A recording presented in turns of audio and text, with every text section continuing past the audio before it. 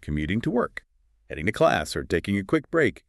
Great, because in this deep dive, we'll talk about one of the most strategic areas in management accounting: how businesses set their prices.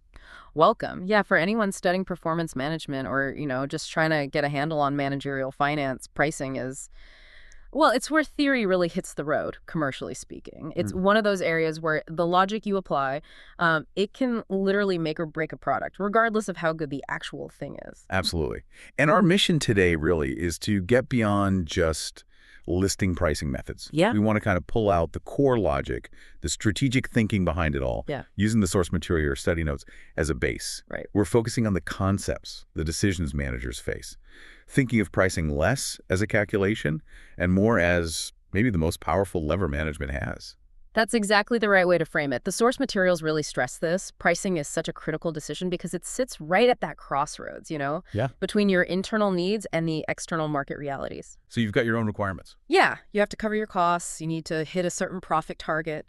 But at the same time, you absolutely have to deal with what customers are willing to pay and what your competitors are doing. It's this constant balancing act.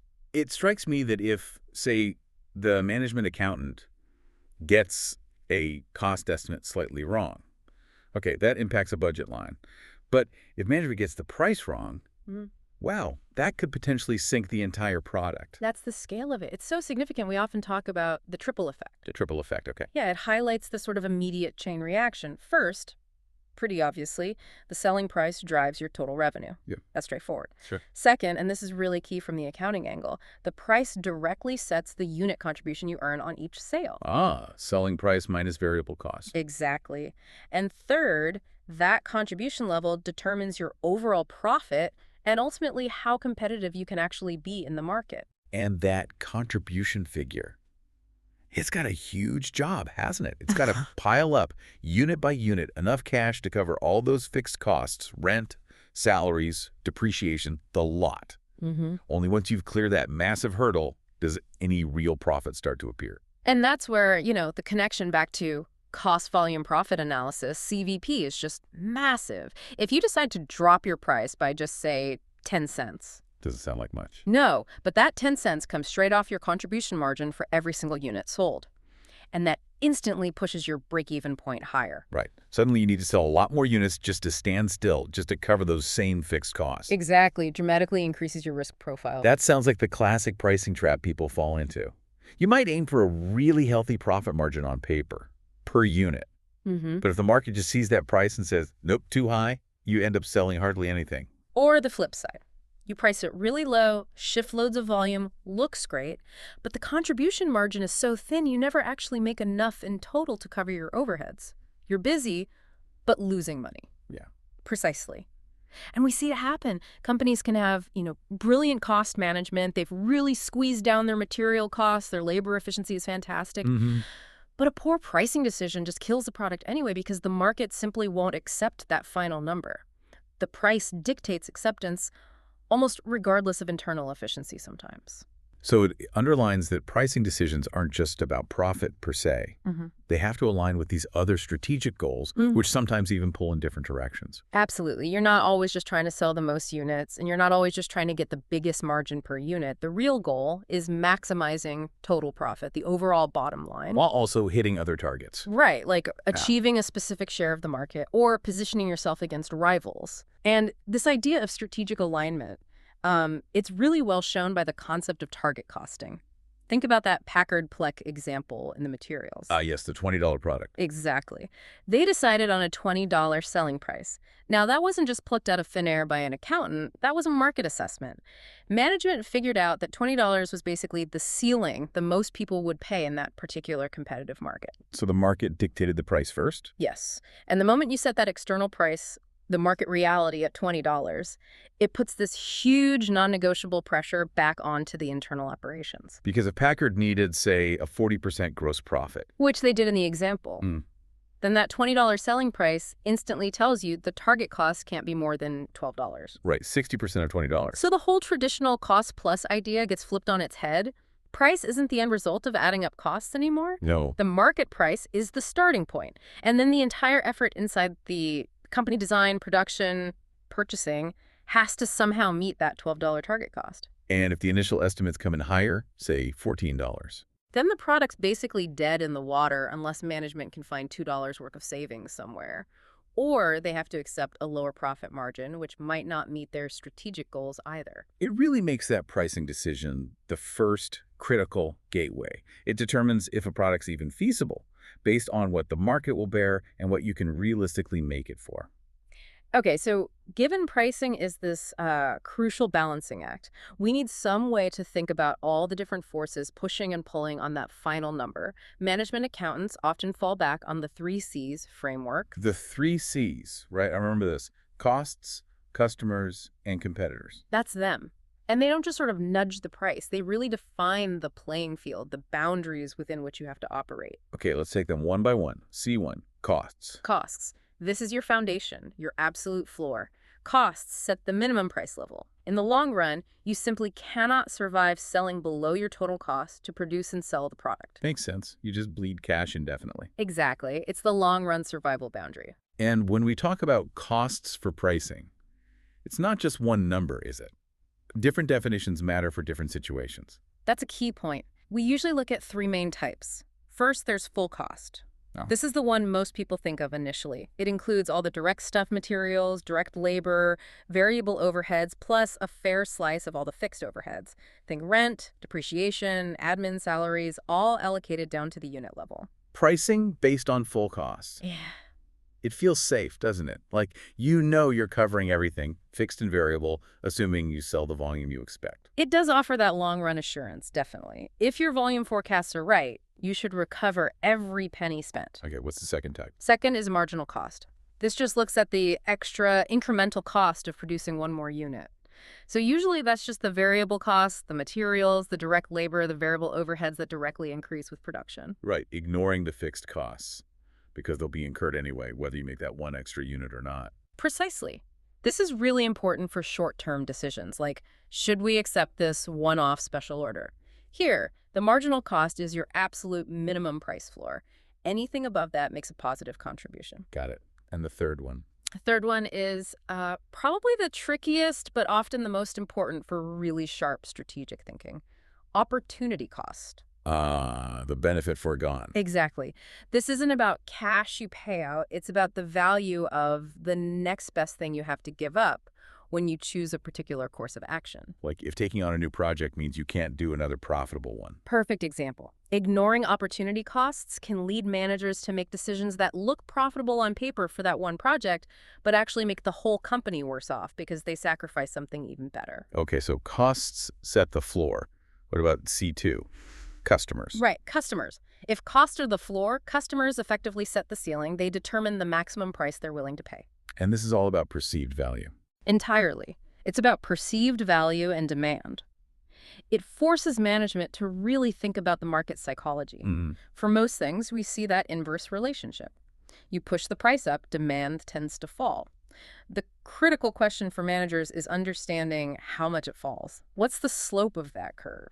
If customers just don't see the value of, maybe the quality isn't there, or the brand doesn't resonate, or just doesn't solve their problem well enough, then that price ceiling crashes down, regardless of how much it costs you to make.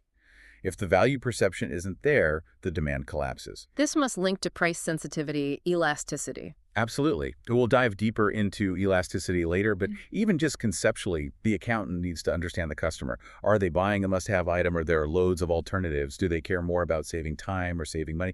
All these qualitative things shape that price ceiling. Which brings us neatly to C3, competitors. The reality check. The market reality check, exactly. Competitors position your price somewhere between that cost floor and the customer ceiling. So what are they charging? In a busy market, what competitors charge acts like a powerful magnet. If your rival offers something that the customer thinks is pretty much the same. Similar quality, similar features. Yeah, comparable value in the customer's eyes. But they sell it cheaper, demand is going to flow away from you and towards them almost instantly. So your ability to charge more than the competition really hinges on having something extra. Entirely. It depends on your competitive advantage. Can you justify that higher price? Is it better service, unique tech, faster delivery, a stronger brand image? If you can't point to something tangible or intangible that justifies the premium, Then you're forced down. you're forced to compete much closer to their price, which pushes you right back towards your cost floor. You end up competing mainly on efficiency. It's interesting how the weight of these three C's must change depending on the situation. Hugely. Think about a pharmaceutical company launching a brand new patented drug that saves lives. Competitors. Yeah. None Yeah. initially. Exactly. Minimal competitor pressure. Mm. And the customer ceiling.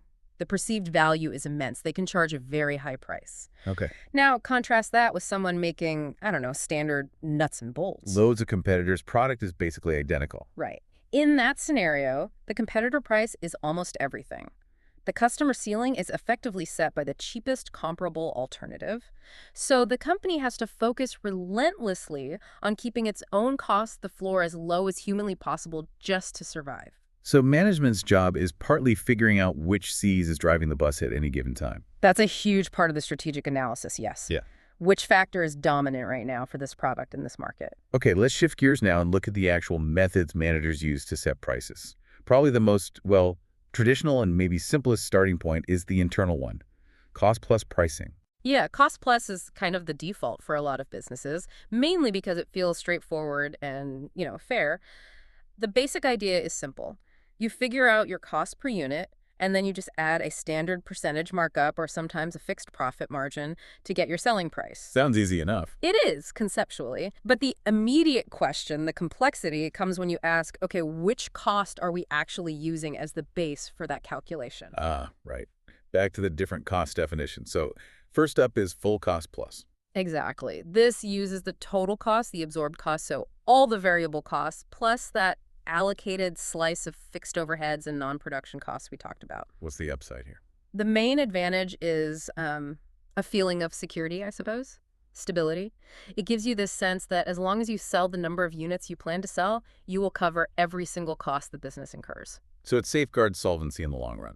Theoretically, yes. That's why you often see it used in maybe less competitive markets or for things like government contracts or bespoke projects where the buyer basically agrees up front to pay your documented cost plus a fixed percentage profit. Okay, but there must be downsides, especially in a more dynamic market. Oh, absolutely. The strategic drawbacks of full cost plus are pretty significant, often fatal. First, and most importantly, like we said before, it completely ignores the external market reality. Doesn't care about customers or competitors. Not at all. It's entirely inward-looking.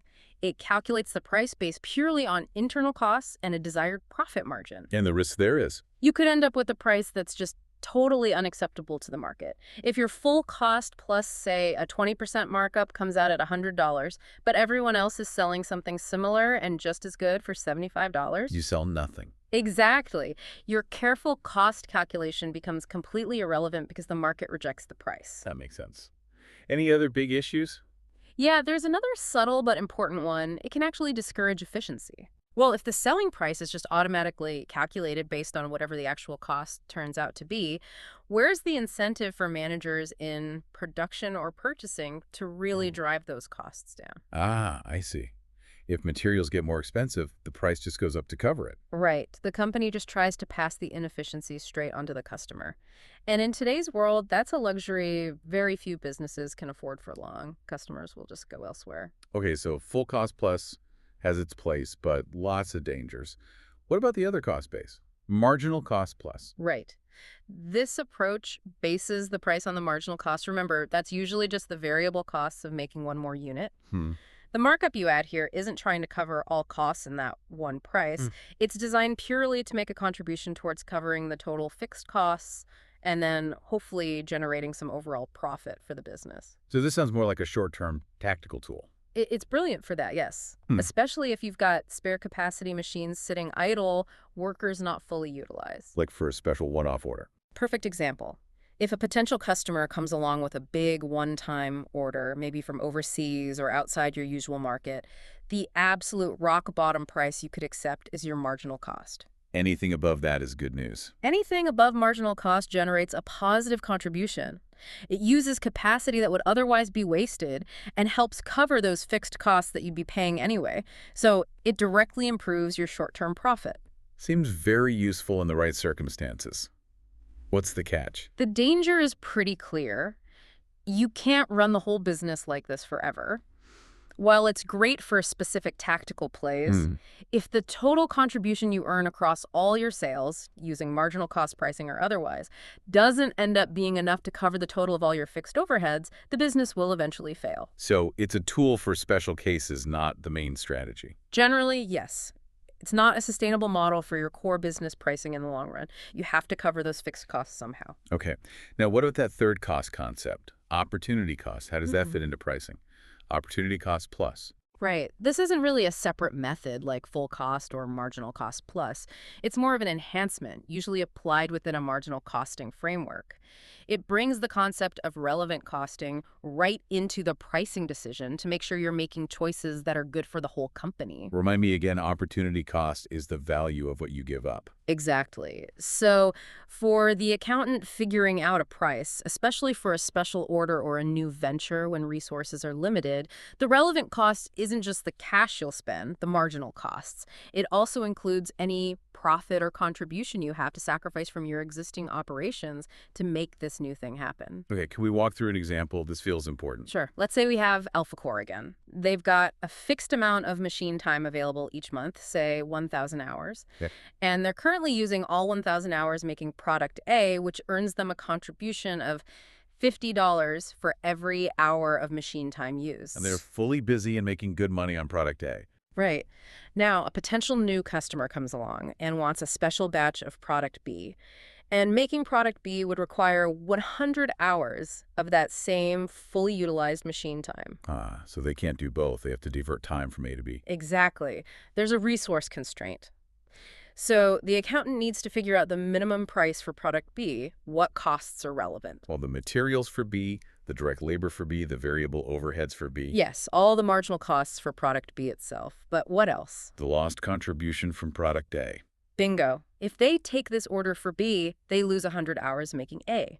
At $50 contribution per hour, that's a sacrifice of $5,000 in contribution they would have made. So that $5,000 is a relevant cost of taking the product B order. It absolutely is. It's an opportunity cost. Therefore, the minimum acceptable price for product B must cover B's own marginal costs, plus that $5,000 lost contribution from A. Wow. So if management just looked at B's marginal costs and added a small markup, they might think they're making a profit on B. But the company as a whole would actually be $5,000 worse off because of the profit they sacrificed on A. That's subtle but powerful. It is. Including opportunity cost forces a holistic view. It makes sure that new business genuinely adds to the bottom line rather than just stealing profit from somewhere else in the company. It's really strategic management accounting in action. Okay, so we've seen the internal cost-focused approaches. But the big criticism, as you said, is they largely ignore the customer in the market. That's the fundamental flaw, yes. They're looking inwards. So that brings us to the external focus, pricing strategies that explicitly consider demand. And the big idea here is optimal pricing. Right. Optimal pricing shifts the objective. We're not just trying to hit a predetermined markup anymore. We recognize that the real goal is always to maximize total profit for the product or the company. And that sometimes means lowering the price. It can, yes. We have to accept the reality that reducing the selling price might cause such a big jump in the number of units sold, that the total contribution, volume times unit contribution, actually goes up, leading to a higher overall profit, even though the profit per unit is lower. Okay, so how do you find that sweet spot, that optimal point? Well, the theoretical answer, the sort of gold standard in pricing theory, is the point where marginal revenue, MR, equals marginal cost, MC. That's the rule for maximizing profit. MR, MC. Okay, let's break that down. Marginal cost, we know it's the cost of making one more unit, usually the variable cost. Right. What's marginal revenue? Marginal revenue is the change in total revenue you get from selling one extra unit. Okay. So if selling one more widget adds $10 to your total sales revenue, the MR is $10. Basically, yes. Now, the logic is this. If the revenue you get from selling one more unit, MR, is greater than the cost of making that unit, MC, you should definitely make and sell it, right? That makes sense. You're adding more to revenue than you are to cost, so profit goes up. Exactly. You should keep producing and selling more units as long as MR is higher than MC. But eventually, to sell more units, you usually have to lower the price. So MR starts to fall. Right. And you keep going right up until the revenue from that very last unit sold MR, exactly, equals the cost of making it. MC, that's the profit maximizing quantity. And if you go past that point, if MR drops below MC, Then that last unit actually cost you more to make than the revenue it brought in. So making it reduced your total profit. You went too far. okay, theoretically elegant.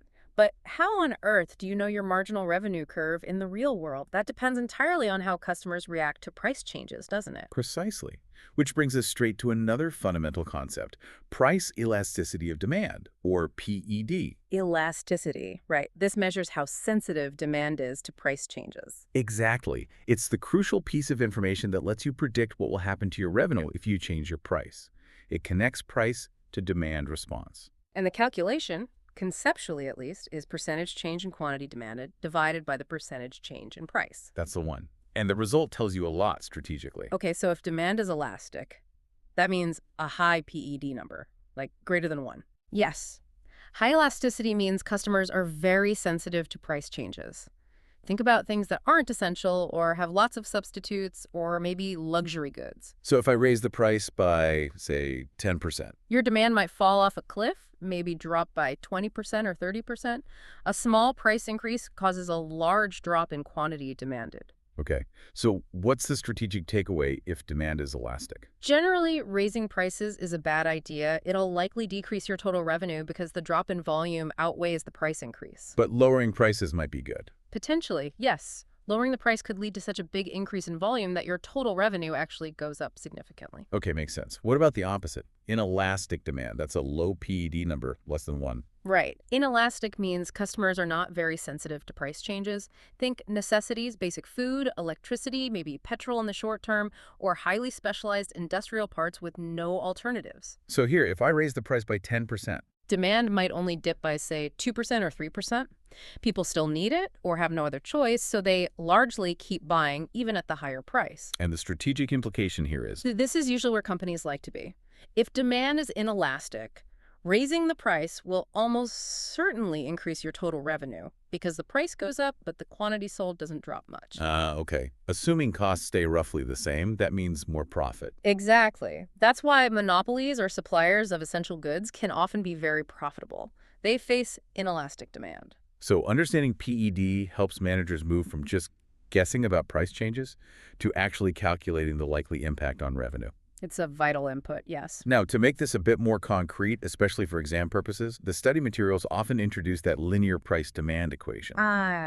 Yes. P equals ABQ. Right. Can we quickly unpack that? P is price, Q is quantity demanded. Correct. A represents the theoretical maximum price. It's the intercept on the price axis, the price at which demand would drop to 0.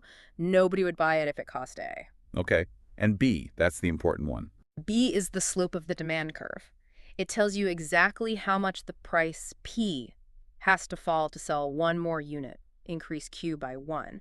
It quantifies that price-volume trade-off we've been talking about. Got it. And linked to this demand equation, there's the marginal revenue equation, Yeah. which is usually given on the formula sheet. That's right. MR equals A2BQ. The key thing to notice is it starts at the same point A on the price axis as the demand curve. But it slows downwards twice as fast because of the 2B. Exactly. It always falls faster than the demand curve. So the power of having these equations is, It allows the management accountant, at least theoretically, to find that optimal quantity without endless trial and error. You set MR, which is a 2BQ, equal to MC, your marginal cost, usually just the variable cost per unit. okay, You solve that equation for Q. That gives you the profit maximizing quantity. right. And then you plug that optimal Q value back into the original demand equation, PEABQ, to find the corresponding optimal selling price. Clever. Algebra finds the sweet spot. It does in the model. But, and it's a big but, we have to be realistic about the practical challenges. Like finding A and B in the real world. Exactly. It takes serious market research, looking at past sales data, maybe running controlled price experiments in different regions. And assuming demand follows a perfectly straight line is also a simplification. Real-world demand curves can be, well, curvy. Sure. Things get complicated with advertising, competitor actions, economic changes. All of that. So while the MRMC logic is the theoretical core of optimal pricing, applying it precisely is tough. But the concept, finding the point where the marginal benefit equals the marginal cost, remains the fundamental goal of pricing strategy. Okay, so optimal pricing aims for the highest profit at a specific point. But often the strategy needs to adapt, right? Depending on maybe where the product is in its life cycle or the kind of market you're in. Absolutely. That brings us to specific strategic pricing models or policies that companies use in particular situations. Let's start with two that often get contrasted, especially when launching a new product. Penetration pricing and price skimming. Good pair to start with. Penetration pricing is when you deliberately set a low price right from the beginning. Why would you do that? Low initial profit. The goal isn't immediate profit. It's about grabbing market share fast. You want to penetrate the market quickly, get lots of customers using your product, build volume. Okay, so when would this make sense? Typically, you'd use it if you're launching into a market where customers are really sensitive to price and there's maybe already quite a bit of competition. A key factor is often economies of scale. If you can get massive volume quickly, your cost per unit might fall significantly. Making that initial low price sustainable in the long run. Exactly. You're hoping to build volume, drive down costs, and maybe deter competitors who can't match your low-cost structure later on. What's the risk, though? The big risk is you might damage your brand's image. If you start too cheap, customers might perceive it as low quality, and it can be really hard to raise prices later if customers get anchored to that initial low price point. Okay, so what's the opposite strategy? Price skimming. Exactly the opposite approach. Here, you launch with a high price. A high price initially. Who buys it? You're targeting the early adopters. Those customers who really value being first, who love innovation or status, and who are generally much less sensitive to price. So this is for? It's ideal for genuinely new, innovative products, maybe high-tech gadgets or things with unique features where you have a temporary advantage, perhaps due to patents or sometimes luxury goods. And the goal here is profit margin. Yes. Maximize the profit margin from that initial group of eager, less price-sensitive buyers. It also helps recoup high R&D costs quickly. And what happens later? Does the price stay high? Usually not. This links directly to the product lifecycle concept. As the product matures, competitors start to emerge, the novelty wears off. Then the company gradually lowers the price, skims it down layer by layer to attract the more price-sensitive segments of the market. So it prioritizes margin early on, volume later. Okay, penetration for volume, skimming for margin. Got it. What's next? Price discrimination. Sounds a bit iffy. It sounds negative, but it's a very common strategy. It simply means charging different prices for the exact same product or service to different groups of customers. How can you get away with that? There are strict conditions. First, you have to be able to actually segment the market, identify distinct groups of customers who have different willingness to pay, different price elasticities. And second, critically, you need to prevent arbitrage. The people buying at the low price can't easily resell it to the people who would have paid the high price. Right. Otherwise, the whole system collapses. Exactly. What are some classic examples? Airline tickets are the textbook case. Same seat, same flight, but wildly different prices. Yeah, the last-minute business flyer versus the holidaymaker booking months ahead. Perfect. The business traveler often has very inelastic demand. They have to travel now. Price is secondary. The leisure traveler has very elastic demand. They can change dates, destinations, even airlines, so they shop around for the best price. The airline charges accordingly. Makes sense. Any others? Oh yeah, lots. Student discounts versus adult prices at the cinema. Peak versus off-peak train fares or electricity rates. Different prices for software based on whether you're a home user or a large corporation. It's all about capturing the maximum revenue possible from each distinct customer segment based on their perceived value and sensitivity. Okay. The materials also mention a few others, maybe more about managing a product range, like product line pricing. Right. This isn't about just one product, but setting the prices across a whole range of related items. Think cars, a basic model, a mid-spec, a top-of-the-range version. Management carefully chooses the price points and the feature differences between them. Often the goal is to make the mid-range model look like the best value, nudging customers to trade up from the basic one, because that mid-range often carries the best profit margin for the company. Clever. Okay. What about complementary products? The classic razor and blade strategy, or printers and ink cartridges, or games consoles and games. Right, where one thing is cheap, but the other's expensive. Exactly. You sell the main product, the host product, like the razor or the printer, at a very low price, maybe even at a loss. Right. To get it into as many hands as possible, build a large installed base, lock the customer in, because the real profit comes from selling the complementary product, the blades, the ink, the games, which only work with your host product, and which you can then sell at a much higher profit margin over and over again. So it creates this ongoing profitable revenue stream after the initial low-price sale. Precisely. It relies on that repeat purchase of the high-margin consumable. And one more, volume discounting.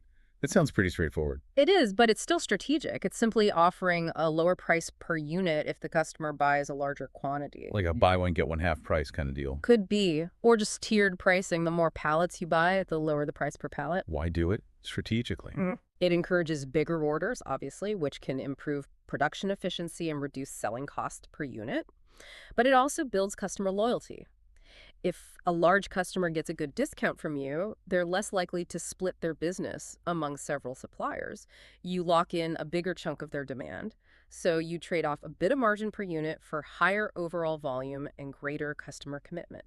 So if we kind of pull back and look at the big picture, what's the management accountant's real role in all this pricing stuff? It feels like it's moved beyond just crunching the cost numbers. Massively. It's fundamentally about supporting strategy. Our job isn't just to calculate costs, but to interpret them, combine them with market intelligence about customers, about competitors, and present that whole picture to management. So they can choose the right approach. Exactly. We provide the data and the analysis that allows the senior team to select and implement the pricing strategy that best fits the company's overall goals, whether that's maximizing profit now, gaining market share, or positioning a product for the long term. It really emphasizes that these pricing models, they aren't just formulas to plug numbers into. They're active tools for shaping what the business does in the market. That's the key insight, especially the modern market-driven view that your study notes highlight. The market often sets the price ceiling, and our job internally is to manage the costs down to meet that price profitably. And thinking about the performance management syllabus as a whole, it's clear how interconnected pricing is with everything else. Well, absolutely. It doesn't exist in a vacuum. Like, first off, contribution analysis and CVP. We've touched on this already. It's fundamental. Your price directly determines your unit contribution. Any pricing decision immediately impacts your break-even point, your margin of safety. You can't assess a price without understanding its contribution implications. It's essential for figuring out the minimum acceptable price and the volume you need to hit viability. Okay. What about short-term decision-making? Huge link there too, especially through relevant costing, like we saw with Opportunity Cost Plus. When deciding whether to accept a special contract or make or buy decisions, the price you can charge, or the price you have to pay, is critical. And you must base that decision only on the relevant costs and revenues, the future cash flows that change as a direct result of the decision, including any opportunity costs. Marginal costing principles are key here. Right. And thirdly, maybe the most strategic link, is back to target costing. Yes. Target costing really flips the script, as we discussed. It forces that crucial mindset shift.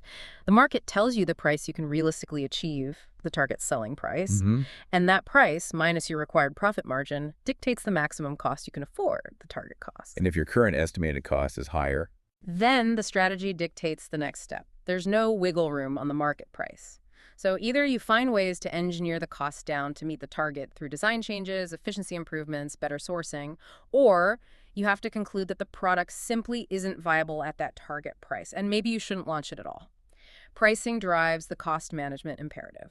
So for someone studying this, success isn't just memorizing the methods, it's understanding why you choose one over another. Absolutely. It's about understanding the logic, the context. In an exam question, you'll always need to justify your choice of pricing approach based on the scenario given. Could you give an example? Sure. If the scenario describes, say, bidding for a unique one-off construction project where the client wants detailed costings, Full cost plus might be appropriate. it might well be. Demand is fixed at one unit, the client might even expect it, and the focus is on ensuring all costs are recovered plus a fair profit.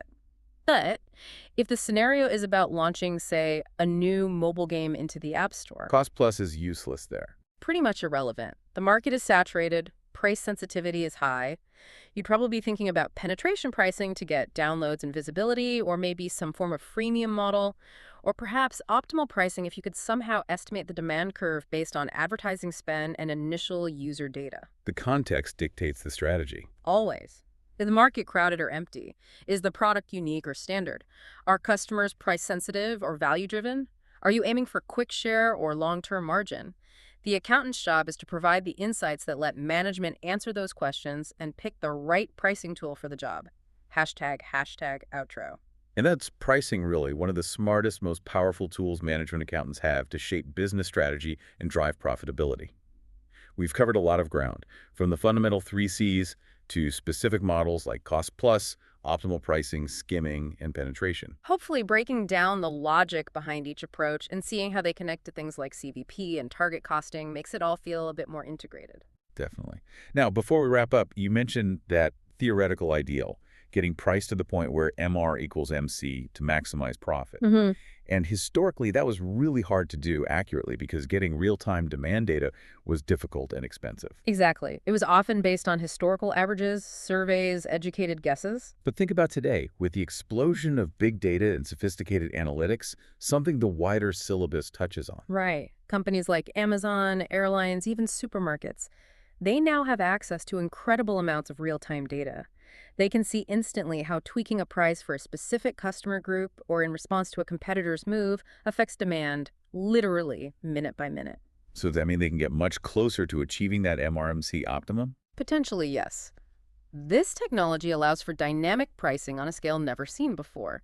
Instead of setting a price based on last month's average cost, they might be able to calculate or at least estimate much more accurately the optimal price for this specific transaction right now, considering current inventory, competitor prices, maybe even the individual customer's purchase history and likely elasticity. Wow. So pricing stops being this periodic, kind of static budgeting exercise. And becomes this continuous real-time optimization engine. That theoretical MRMC rule could actually become a practical operational reality applied constantly throughout the business day. It's a fascinating and quite challenging glimpse into the future of strategic pricing. A lot to think about there. Indeed. We really hope this deep dive has helped clarify the core logic behind pricing decisions and how these different models fit into the bigger picture of performance management. If this helps you understand the logic behind pricing decisions, subscribe to the SmartPass YouTube channel for more ACCA performance management lessons and audio study guides you can enjoy anytime, anywhere.